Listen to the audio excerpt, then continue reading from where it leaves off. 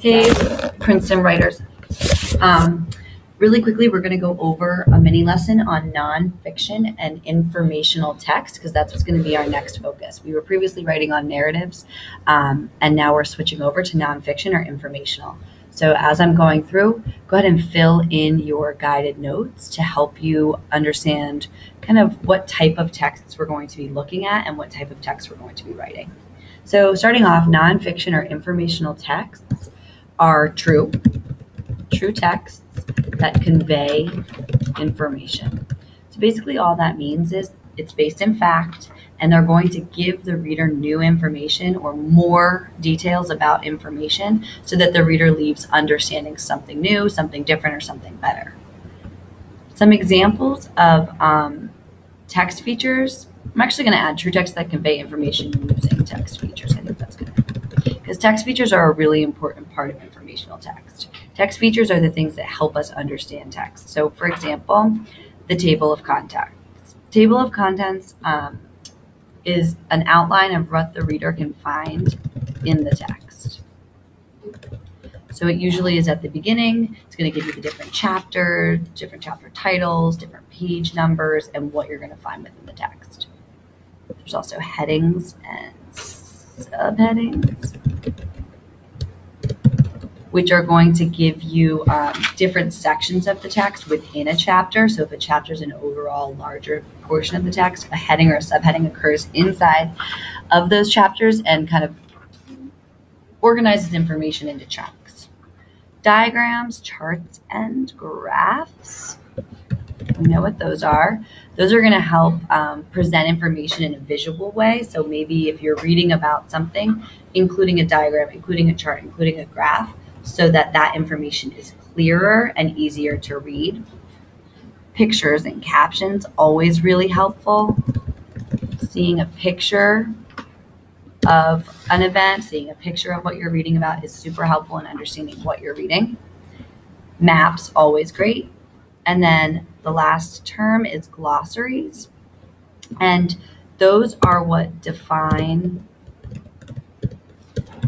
vocabulary terms.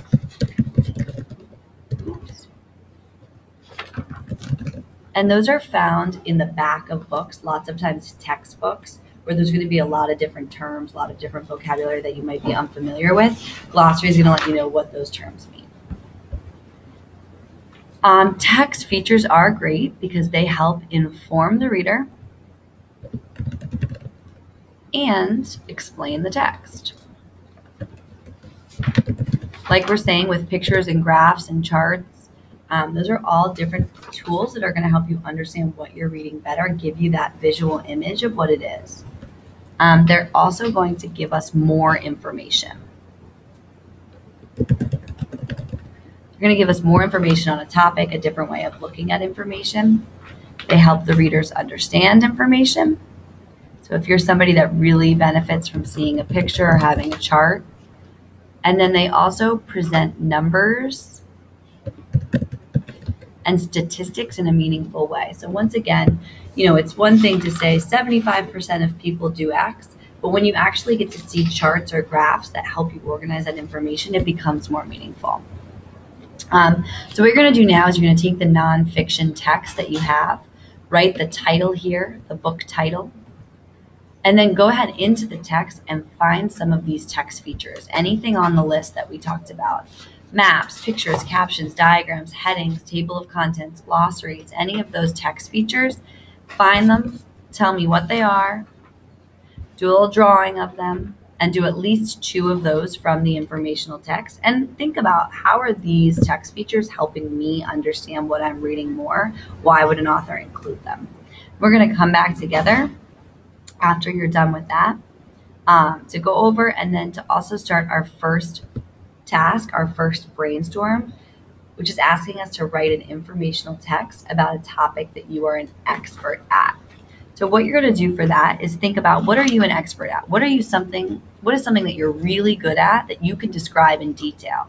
So if you're, for example, an expert at basketball, that means you can tell all about basketball.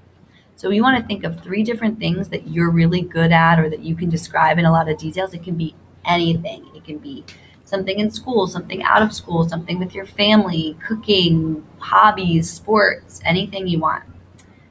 Once you've done that, you're going to circle your favorite, and then we're going to use this graphic organizer to come up with some subtopics.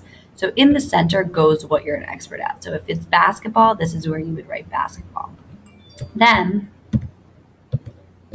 you're going to think of subtopics. If basketball is my main topic, subtopics might be shooting, dribbling, uniforms, professional basketball players, rules of the game, anything that is going to give more information about the text. I want you to be thinking of those subtopics to put into your graphic organizer. So by the time we're finished today, you should have an idea of what is it you're writing about, what informational text are you going to create, and those subtopics that are going to go inside of your informational text on your expert subject. All right, good luck.